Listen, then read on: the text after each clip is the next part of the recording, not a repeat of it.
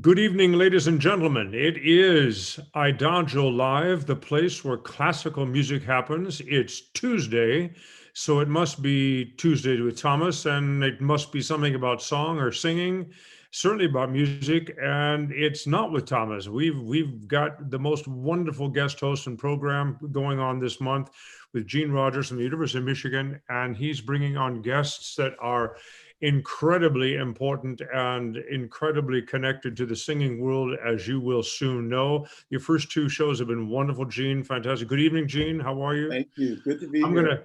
gonna, I just love to say hi to everybody and remind everybody that Idagio is just a wonderful platform, and we're so glad you're joining us here on Idagio Live. And do check out the global concert hall schedule, because that's another layer of the Idagio experience, which is really exciting. And without any further ado, Gene, I pass it over to you. I'm going to back out and listen like everybody else. Great to see everybody. See you on Thursday.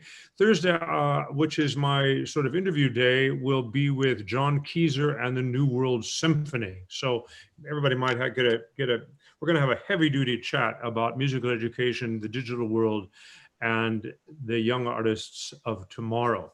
But tonight, Gene, you're on. Go for it. Excellent. Thank you, Tom. Hello, everyone, again. Today is another special day for us here on Idagio Live and our series of movers and shapers of classical music. It gives me such pleasure to welcome our two guests today as we focus on Grammy Award-winning American symphonic conductors, specifically Duain Wolfe of the Chicago Symphony Chorus and Robert Shafer, Director Emeritus of the Washington Chorus. You can read their extensive bios online and hear their wonderful recordings on Idagio Live and other streaming platforms. Welcome, gentlemen. Welcome, Gene. Thanks for having us. Absolutely. Last week and next week, we focused on composers and performers, and today is particularly special for me as we spend some time with two greatly admired conductors. We have such a varied group of listeners today, but I always like to start hearing about one's journey before we delve into more specific questions. And Duain, I'd love for you to tell us a bit about yourself. What led you to being the music director of both Chicago Symphony Chorus and the Colorado Symphony Chorus? A whole bunch of accidents, things that I had no idea were coming. You know, when I started my musical life, which was really in college, of course, we all started as children, but I had no intentions of being a professional musician. And I'm still waiting for that day, actually. Actually, I wanted to go to college, but not in music. I wanted music to be an avocation all my life. Well, the first week in college, and I found out what music was really all about, I was completely hooked. And it's been a great life in music. Anyway, I had the usual college education with grad school and everything else, and then ended up working with children, first in a church, but then created the Colorado Children's Chorale under various circumstances, worked with Central City Opera as course director and conductor, and then ended up with the Colorado Symphony, and from there to the Chicago Symphony 27 years ago. Wow. Yeah, it's been 27 years on a plane because I go back and forth every week to do the rehearsals Between both groups, yeah, and I'll come back to that, but I definitely want to hear about how one manages that life. But that's great. That's great. Bob, what about you? Talk about just a little bit about your journey. It's with, I know you are now with the City Choir of Washington, but thinking about, we're specifically talking about your journey with the Washington Chorus today. Talk to us a little bit about your journey. Well, I had a lot of accidents too. I guess we all did.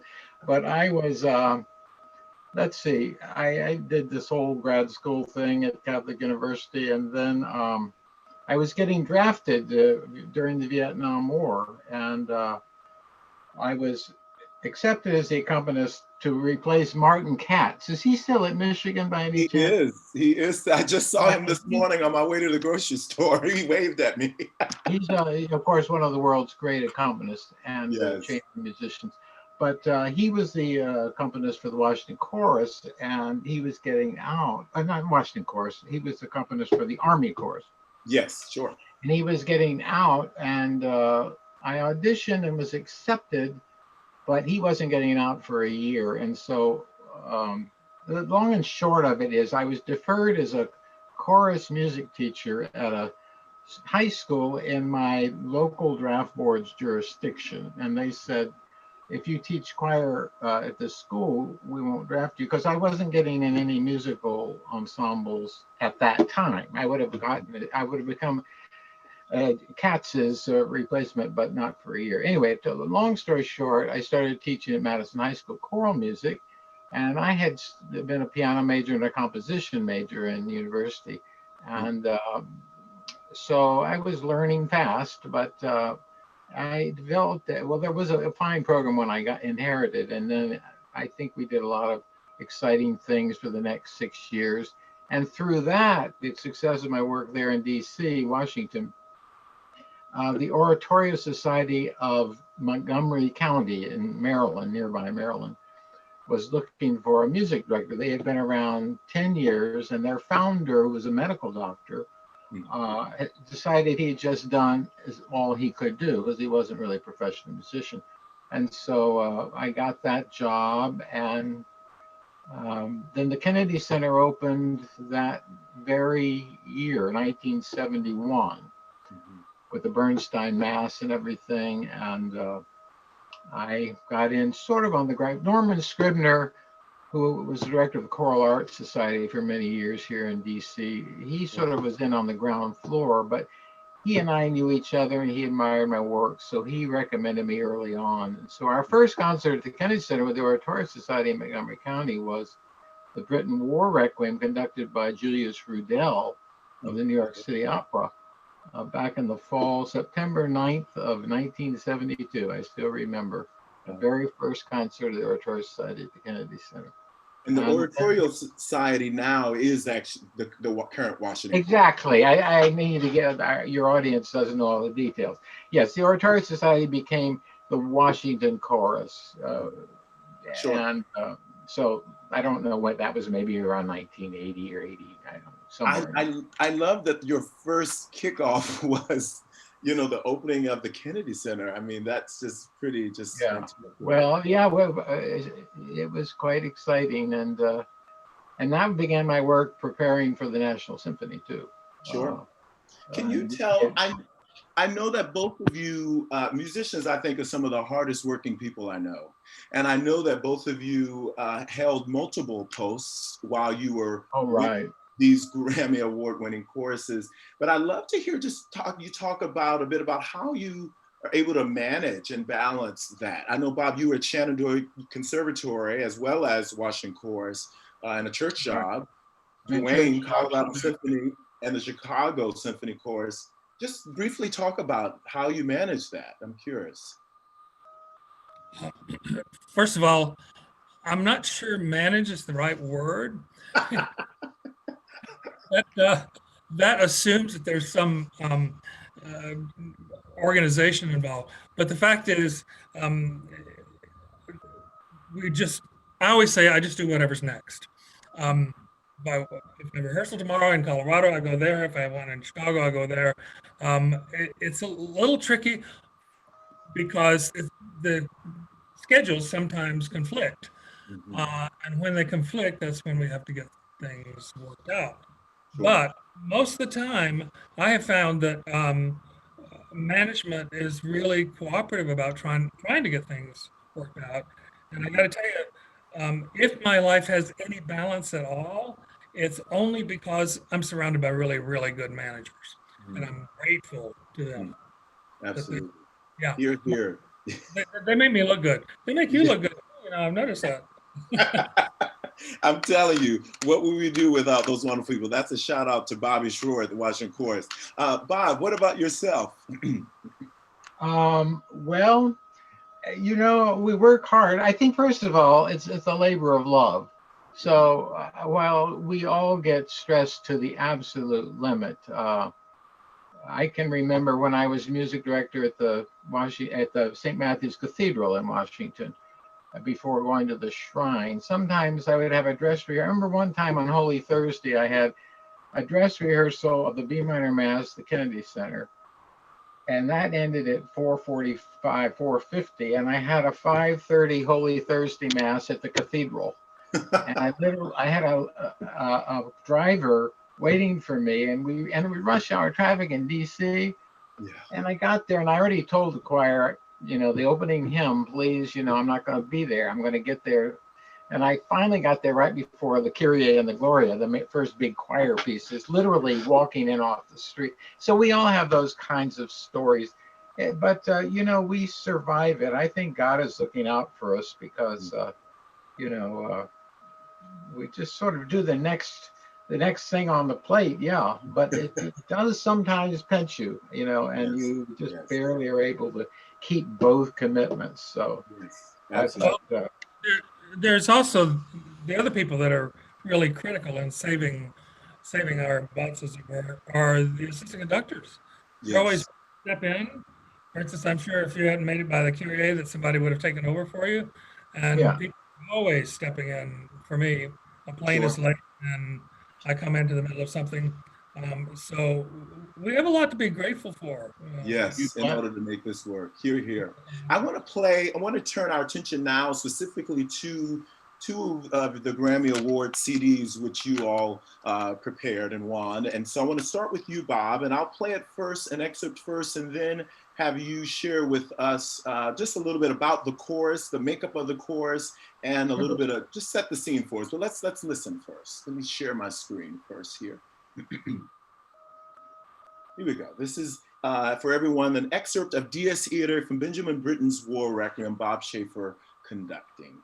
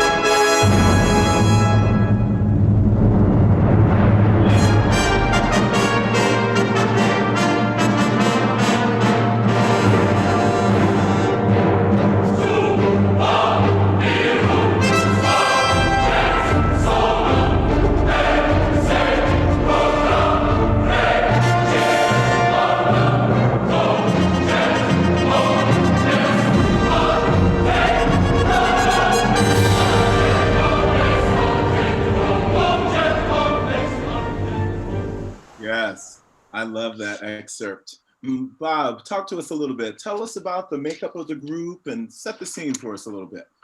Well, you know, I started in '72, and up until at least the turn of the century, the major symphonic choruses, except for the Paul Hill Chorale, Choral Arts Society, Washington Chorus, we were all volunteer.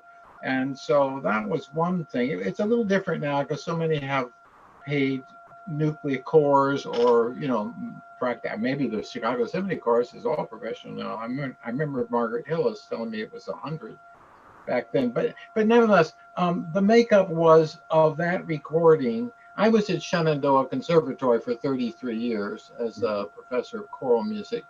And that enabled me to keep the job here in Washington. It's about 80 miles away from DC. And so every 2 years, the president of the university gave me $10,000 to contribute towards the loss of a major performance at the Kennedy Center. So we would combine every, actually it was, about every 2 years. And so that was, we were combining the Shenandoah Conservatory Choir of about 45 singers, and then the Washington Chorus of about 140 to 160 singers. We would combine for these major works. First was the Verdi Requiem in 1989. Anyway, this was in 1995. And but it was made up, to answer your immediate question, of the Shenandoah Conservatory Choir, like I said, and the Washington Chorus. And so we did many things, many wonderful things over the years together every couple of years. So that was the makeup of the chorus. Duain, I'm going to play a little bit of the Verdi Requiem, Sanctus from the Verdi Requiem with you, but talk to us about the sort of the makeup of the Chicago Symphony, because I think of American symphonic choirs, there's a full range, right? From fully volunteer to a small nucleus of pros to, what I think the Chicago Symphony Chorus is. So talk to us a bit about that, please. Well, the Chicago Symphony Chorus is professional, and it is AGMA. So the American Guild of Musical Artists is the union. And we have we have 95 what we call regulars who receive the full AGMA benefits, and then another 60 paid associates, plus our supplemental chorus also who are professional. So it's a substantial group. And in this in the the Verdi Requiem, you'll hear in a second, it's constituted of those professionals, and some of our professionals also sing at lyric opera in their professional chorus. So that gives us the weight that we need for the big operatic sound, which of course, sure. Absolutely. Verdi's trade. And this recording is from when? 2010. 2010. Yeah, Verdi Requiem. This is the Sanctus from that. Let me share my screen for a minute so we can see.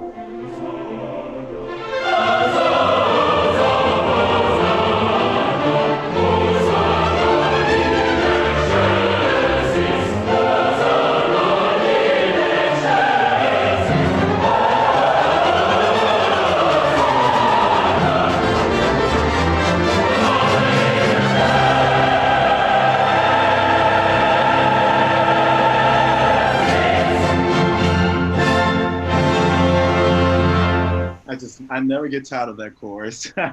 It's just absolutely one of my favorite. I love to, you know, when I think about these choral symphonic sounds and today, right? Think of COVID-19, and obviously we're at quite a crossroads when we think of symphonic choruses and choral orchestral works. I'm curious your thoughts about how our world, you think, the future will be affected by, obviously we know the present day, but thoughts about the future. And I'll leave that and be open-ended, because I'm curious your thoughts about that. Well, you know, how will be affected long-term by today in terms of our large symphonic choruses and choral orchestral works? And anyone can go first. I'm just curious about your thoughts. Well, go ahead. Go ahead, Bob. Oh, okay. You know, before COVID-19, I think finding audiences to support these very expensive productions of major choral orchestral works was being a challenge, becoming more and more of a challenge. And you take at the Kennedy Center, when you're paying, you know, that $50,000 to rent it, plus the, you know, a union orchestra, professional orchestra, plus major soloists, plus all the advertising, public relations costs, you know, it's hugely expensive. Yeah, and a full house, it doesn't even begin to pay for the concert. And then you know, the audiences were dropping off. This is pre-COVID-19. You weren't things that, you know, the list was always short. You could count on selling out, you know, when, you know, it used to be at least you could do a Verdi Requiem or Mass in B minor or maybe a Beethoven Missa Solemnis, and that would sell. Of course, we all know that Carmina Burana and, you know, Messiah and those things, those are the short list of 2 or 3 or 4 pieces that, you know, pretty much will guarantee to sell. But there were other pieces. But nowadays, even before COVID-19, it was hard to get a B minor mass to sell out. It was harder to get, you know, a Brahms Requiem that used to be pretty surefire sell. It'll sell okay, but or a Mozart Requiem. So I don't know. It's very expensive to go to the Kennedy Center, and you know that if you pay a babysitter and parking at $20-some, and you know all that stuff was more and more of an expense. So, but now COVID-19 has wiped everything out for all of us. So I don't know what will happen. We're all hoping January we'll begin to come back together again physically and rehearse and perform. But now I'm not sure of that. So at least that's my perspective here in Washington, D.C. But I kind of think from what I've heard, it's sort of that way all the country. So it's a big challenge, Gene, to answer your question. It's a challenge. And I think once we do come back, we will have to revisit all of this and maybe doing pieces with smaller ensembles or more a lighter repertoire mixed in or what have you, even if COVID-19 is totally conquered, God willing. Anyway, that's my thought. Sure. Duain? I think Bob is quite right. When we do come back, and I hope it won't be too long, I suspect that orchestras and choruses will be programming smaller pieces until we can build back up. But I do believe that the grand masterpieces constituted of many performers will always be with us. We will find ways to do them. Mahler 8 is going to happen. Beethoven 9 is going to happen. Just because there are a lot of people, it's not going to stop our spirit. We're going to figure out a way to do these pieces, figure out a way to afford them because they're part of our canon. And our mission is to do the great masterworks of the canon. We'll do it. Yeah, and I it's interesting because I definitely think we'll have to be more creative, but I definitely feel like the hunger and thirst, I think COVID-19 has made us more hungry for coming together. And so I do think we're obviously mixing that in. I think, you know, with the historical canons and broadening that canon, I think is definitely going to be the way forward. I want to shift also thinking of orchestral conductors, and you know, us choral masters, chorus masters, and we think of our wonderful colleagues on the orchestral side and preparing choruses for them. You all have obviously prepared for many, many orchestral conductors, and I'd love for you to talk about one or two of your favorites and why. What about working with them, preparing for them made that such a great experience? I don't care who goes first. Bob, let's start with you. Well, oh my, there's so many, my goodness. But I was thinking about this last night, and of course, you know, we had Rostropovich for 17 years here in Washington. He was always a great joy to work with. Sometimes not totally prepared, but nevertheless, a great personality and more. I think back though, if I had to pick one experience, would have been with Sir Neville Mariner.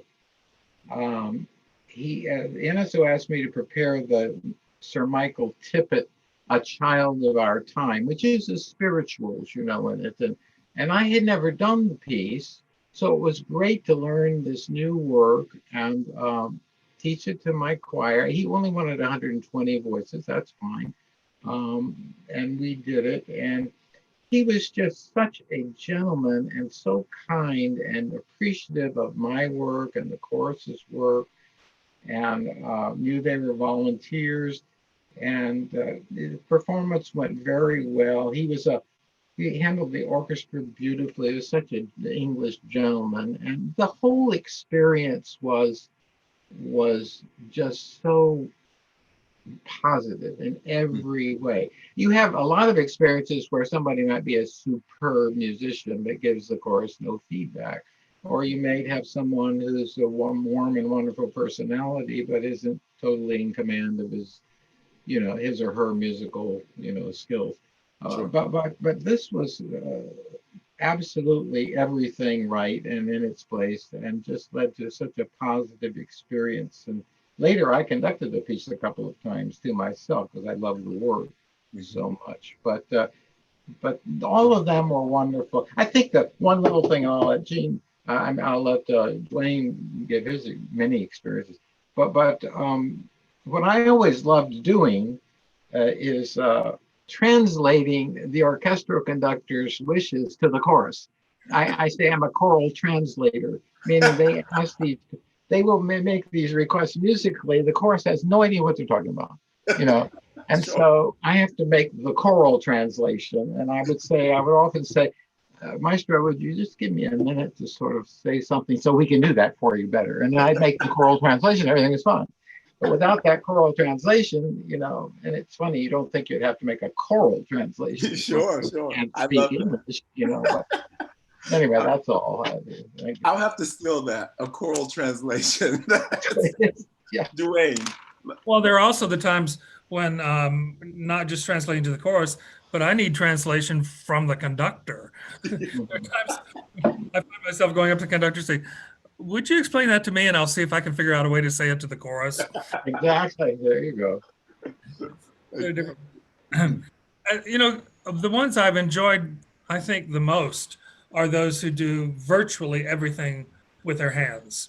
The conductors whose everything is not just for expressiveness, but also for information, cues, indications of what's next. That's a hard thing to do, is to simply predict what's next with your hands, and to be verbal if necessary, but for the verbal part to be minor.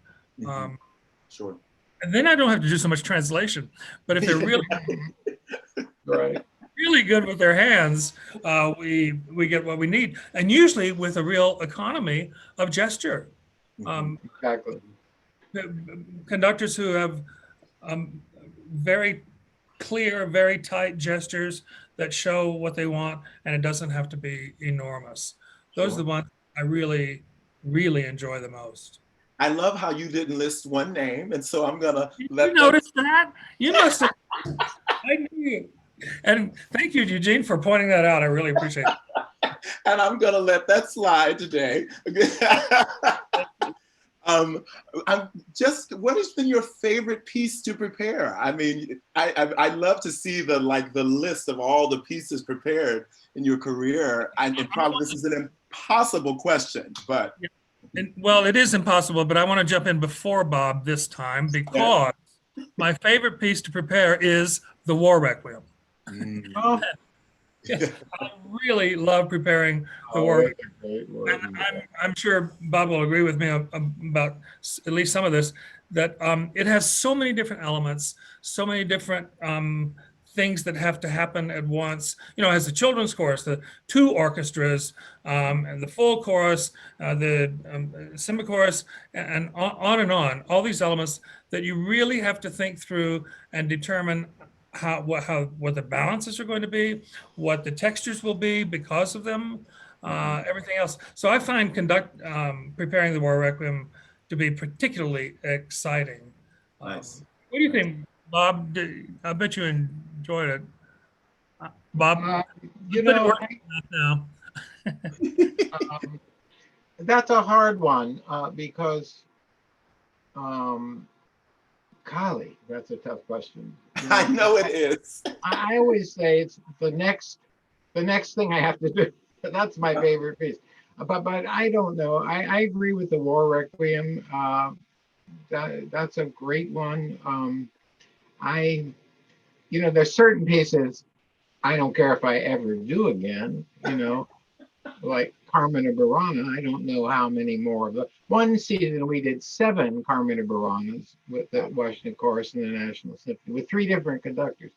But I really don't think I can answer that question. That's a favorite piece.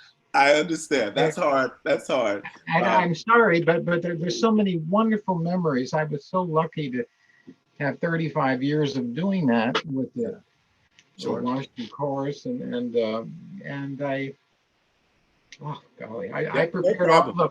Well, also, go ahead. Also at the top of favorites has to be actually anything by Bach, especially the big 3, both Passions and the B minor Mass, because those are so delightful to prepare because every single measure is just gold. Absolutely.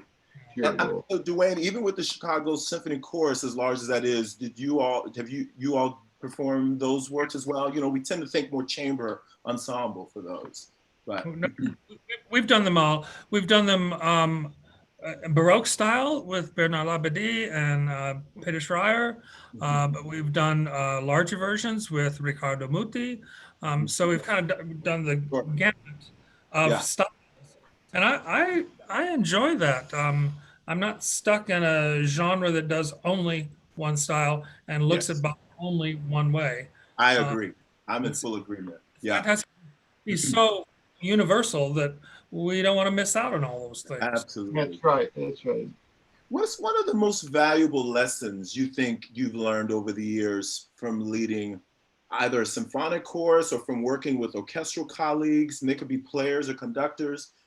I'm curious, what do you think is one of the most valuable lessons you've learned? Well, I think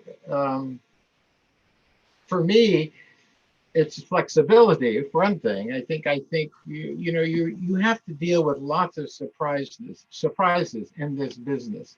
You have to be prepared for lots of changes at the last minute. You need to be prepared for all sorts of things that require. When you're younger, you're under so much pressure to prove yourself that you know what you're required to do and you do it. But if there anything last minute changes, then sometimes it's difficult. But I've just learned over the years to take one day at a time and sort of roll with the punches. And if the NSO says, they're going to change the repertoire at the last minute, or they want it memorized off book and you never were told that, then those things have happened to me. I just sort of say, well, it's going to be very difficult, but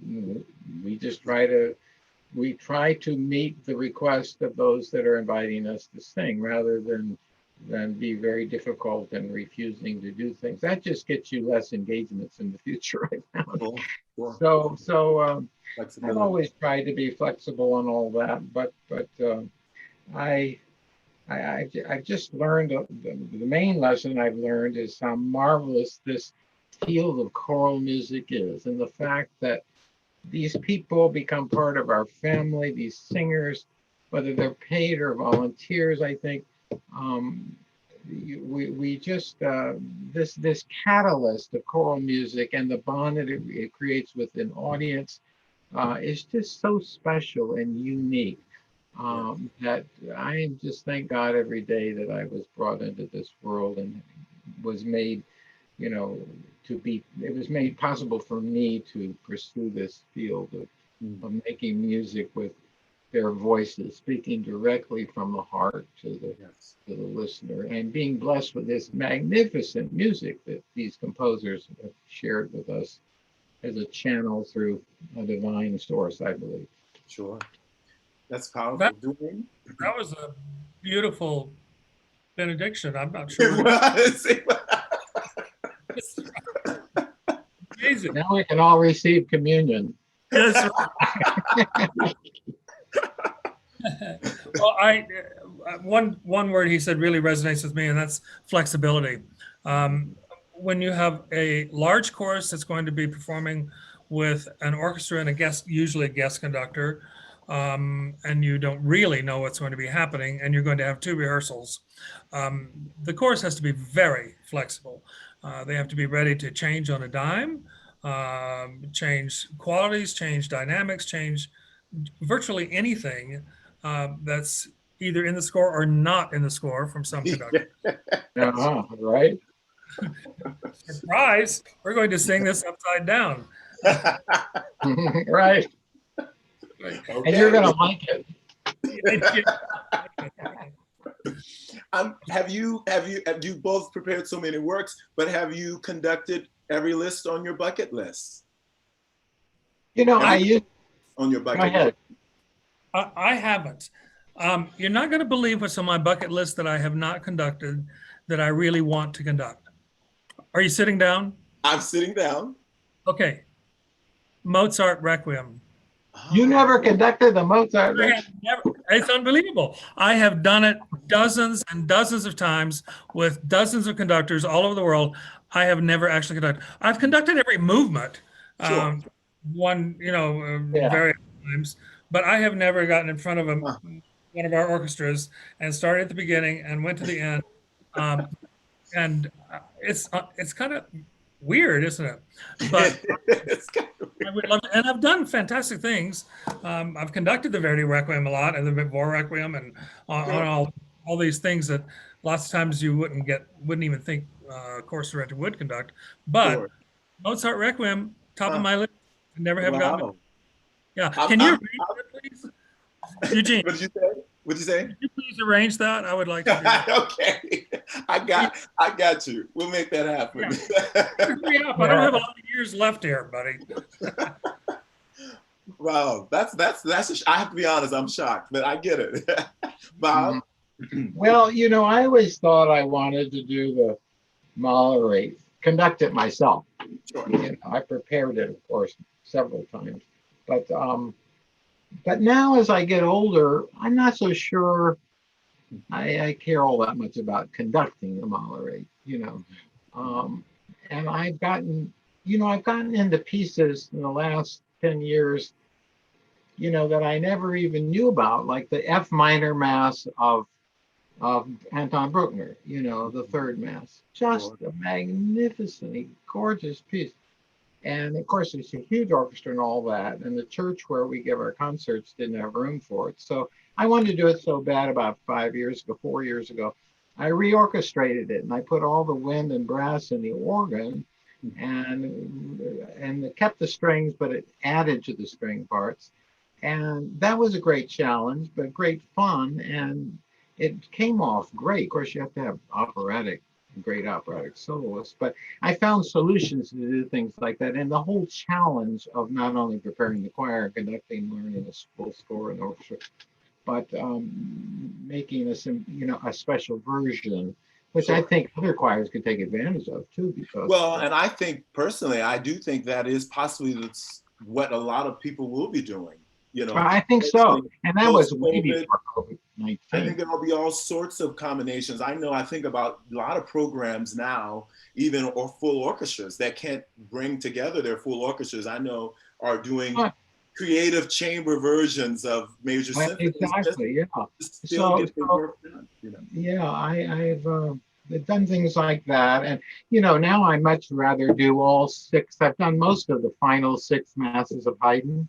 But there's a couple in there I haven't done, the creation mass.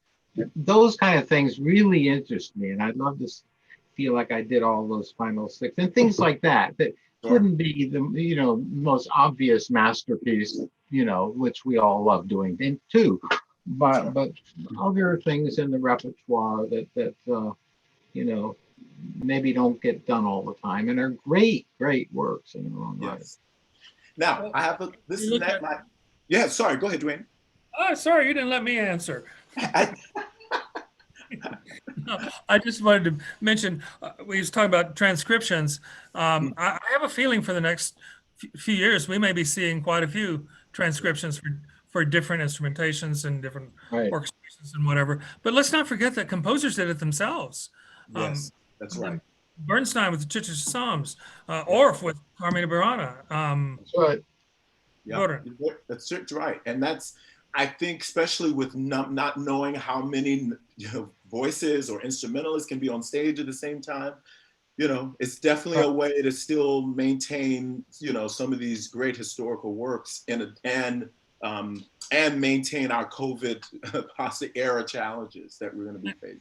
So. And I think that sometimes those new versions are even better, or have different sounds that at least appeal to me differently. For instance, the Durfley Requiem, I like the smaller orchestration better than the full orchestration. Sure. I just like the sonorities and the way it works with the voices. Of course. Yeah, I agree. I've done both, and that chamber orchestration works great. You have to have a great organ, though, but it's great. Well, I want to end our time today with a couple of rapid fire questions. Last week I did this with our composers and it wasn't so rapid fire. So we're going to try this week and just give us the first thing that comes to mind. So first one, Verdi or Brahms Requiem? Brahms. Brahms. Okay. Favorite soprano of all time?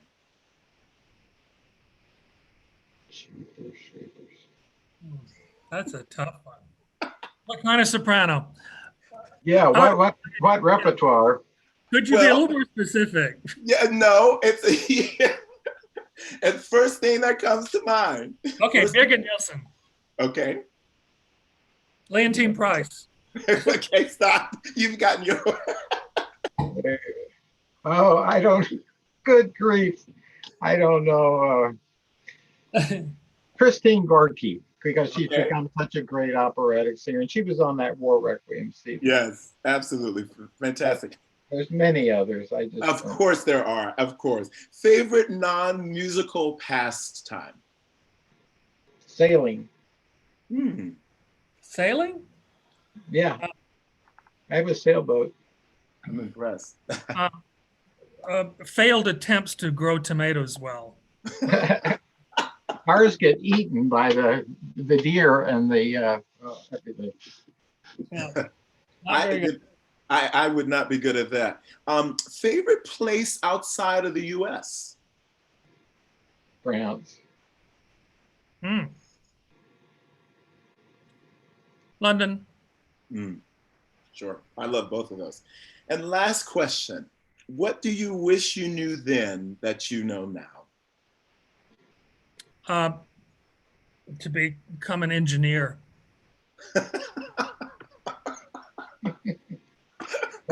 What's the question again, Gene?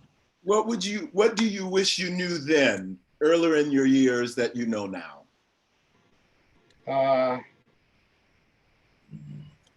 Golly. I just wish I knew more about the broad scope of music. Then it was all about tiny details and trying to figure out how to get things put together.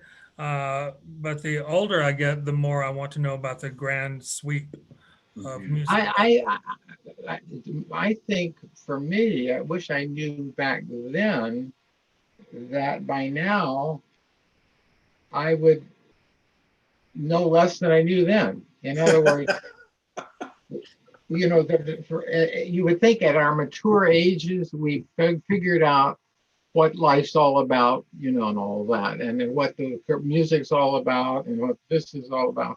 But the fact is, every day is a new mystery. It's sort of fresh. Actually, it makes you feel a little bit young, if anything does at our age. But that to realize that everything is such a mystery, and everything I thought I knew absolutely for certain when I was young, I don't have a clue about now. I'm not sure. I think when we're young, we tend to be quickly judgmental about things and make music. There were certain composers I wouldn't even consider when I was younger. You know, I thought they were just like Chopin. I thought, what a silly composer. You know, you write this little parlor music and all that. And yet there's such great music of Chopin, harmonic inspiration and all that stuff. So I wish I knew then that when I'm old and at the end of my career, everything's still a complete and eternal mystery to me. Sure. I knew a lot more 50 years ago than I do now. Yeah, there you go. Same thing. Yes, yes. Well, thank you all so much. This has been so meaningful for me and for so many others. Everyone, this concludes our time together. I encourage you to please go listen to the work of Bob Shafer and the work then with the Washington Chorus and now the Washington Chorus under my new direction, and the Chicago Symphony Chorus with Duain Wolfe. Next Tuesday will be our last week of Movers and Shapers in Classical Music. And you don't want to miss our second part of the two-part series of Black female composers making an impact today with my special guest host, Joelle Thompson. It's been such a joy sharing these conversations with you. Thanks again, everyone. This is Adagio Live, the leading classical music streaming platform in the world. Until next time, have a good week, everyone. And thank you, gentlemen. Thank you so much.